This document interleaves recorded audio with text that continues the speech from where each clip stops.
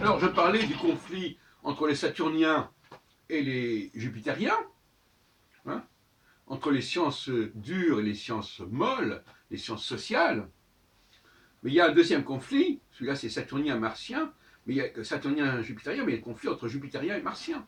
Ce qui fait que les Jupitériens sont pris en tenaille, en étau entre Saturne et Mars, ce qui est normal, puisque Saturne, c'est la planète du juste milieu, c'est la planète médiane entre Mars et Saturne. Donc c'est logique qu'ils soient dans cette situation, qui est un peu celle de l'allotharingie lors du partage de l'empire de Charlemagne. Et donc le sentier du milieu, c'est Jupiter. Et donc Jupiter, je viens d'expliquer, est attaqué par les Saturniens qui veulent imposer leurs règles du jeu à Jupiter. Hein, bon, et qui font des procès d'intention à Jupiter, à tout ce qui relève de Jupiter. Mais il y a aussi la guerre entre les Jupitériens et les Martiens, parce que souvent Martiens et Saturniens s'entendent entre eux. Pourquoi? Parce que le Saturnien, lui, il voit les choses de très très loin, et les Martiens, les choses de très très près. Et donc finalement, ni l'un ni l'autre n'arrive à constituer des structures, des groupes, des ensembles. Soit il voit les choses depuis Sirius, soit on est vraiment par le petit bout de la lunette. La notion de groupe, la notion de peuple, c'est une notion typiquement jupitérienne, qui n'est compréhensible ni par Saturne, ni par Mars. Mars, lui, ce qui l'intéresse, c'est l'outil. C'est Vulcain aussi. Vous savez que Vulcain et Mars, dans la mythologie, étaient les deux amoureux de Vénus. Vulcain étant le mari officiel, et Phaistos aussi, et Mars, l'amant de Vénus, Vénus Aphrodite, Mars Arès. Donc, le Martien, lui, c'est pour ça qu'on le rapproche quelque part du christianisme et de Jésus, c'est même pas un dieu, c'est même pas le Dieu qui vient vers les hommes, c'est un homme qui vient vers Dieu, qui monte vers Dieu. Pas du tout pareil. Et lui,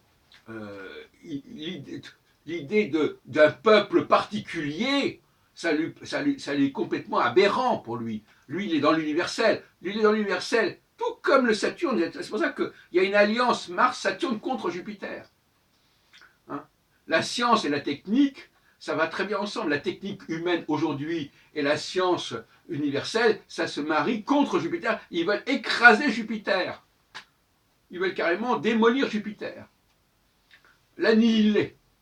Et le grand problème pour nous, et notamment pour les Juifs, c'est de faire respecter les valeurs jupitériennes.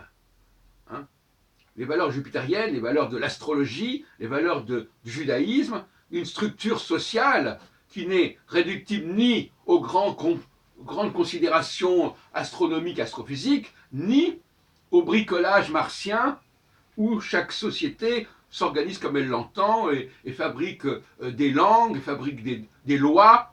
Parce que c'est ça aussi Marx, voyez-vous. On fabrique des choses. Marx est un bricoleur. Hein, c'est du bricolage, Marx.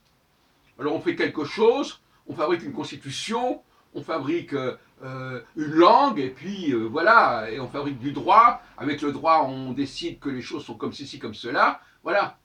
Donc finalement, le martien, c'est notre société.